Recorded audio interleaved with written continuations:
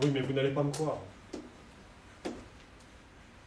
Je vais quand même tout vous raconter.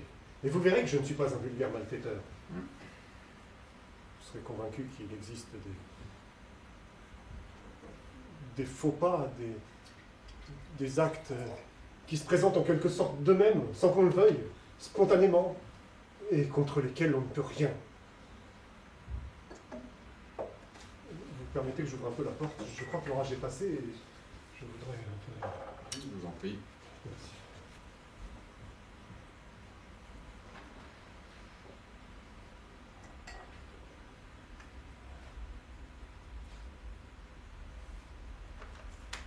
Eh bien voilà. Eh bien voilà. J'étais étudiant à l'université de Lyon. Et un jour, j'ai eu besoin d'emprunter de l'argent. Bon, le montant de mes dettes n'était pas terrible et mon père avait du bien. Pas grand-chose évidemment, mais quand même. J'avais fait porter une traite chez quelqu'un que je connaissais en lui demandant de la réviser. Et contrairement à toute attente, cette traite me fit retourner avec un refus. Alors,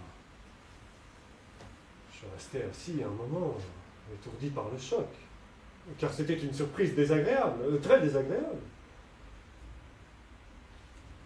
La traite était devant moi, sur la table, et à côté d'elle, la lettre de refus. Très embêté, je parcourais des yeux les lignes fatales qui me signifiaient mon arrêt. Bien sûr, ce n'était pas mon arrêt de mort, car j'aurais pu facilement me trouver d'autres garants, autant même que j'aurais voulu. Mais, comme je viens de le dire, la chose était très désagréable. Et c'est alors que mon regard, en toute innocence, se fixe sur la signature de la lettre. Cette signature qui, apposée au bon endroit, aurait tout arrangé. Et c'était une signature très soignée, très lisible. Vous savez comment, lorsqu'on est assis à réfléchir, il vous arrive de couvrir tout un buvard en griffonnant les mots les plus anodins. Eh bien, j'avais la plume à la main, comme ceci, et sans que je sache comment, la voilà qui se met à écrire. Non mais, je ne prétends pas qu'il y ait eu là-dessous quoi que ce soit de mystérieux, un phénomène spirit quelconque, non, je ne crois pas à ce genre de choses. Mais c'était un geste purement machinal, irréfléchi. Je restais là à copier et recopier le bel autographe, mais sans la moindre intention d'en tirer profit.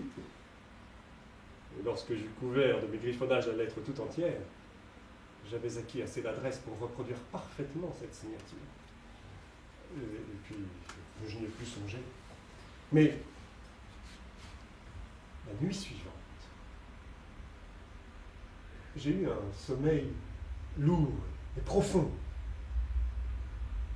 Et quand je me suis réveillé, je savais avoir rêvé, mais j'étais incapable de me souvenir de mon rêve. Pourtant, c'était comme si de temps en temps une porte s'était entr'ouverte. Et la table, avec la traite, m'apparaissait comme un souvenir. Quand je me suis levé, une force m'a poussé vers ma table de travail. Exactement comme si, après mûre réflexion, j'avais pris l'irrévocable décision de contrefaire cette signature sur le papier fatal. Toute idée de risque, toute pensée aux conséquences éventuelles avait disparu. Plus l'ombre d'une hésitation. C'était presque comme si j'accomplissais un devoir impérieux. Et j'ai signé. Mais que peut être un acte pareil? Est-il le fait d'une impulsion, d'une suggestion hypnotique, comme on dit? Mais venant de qui? Je dormais seul dans ma chambre. Cela pouvait-il être mon moi non civilisé? Le sauvage qui ne reconnaît pas les conventions, qui se manifestait pendant que sommeillait ma conscience avec sa volonté criminelle? Et son incapacité de calculer les conséquences de son acte. Hein? Dites, qu'en pensez-vous? En toute franchise, votre histoire ne me satisfait pas entièrement.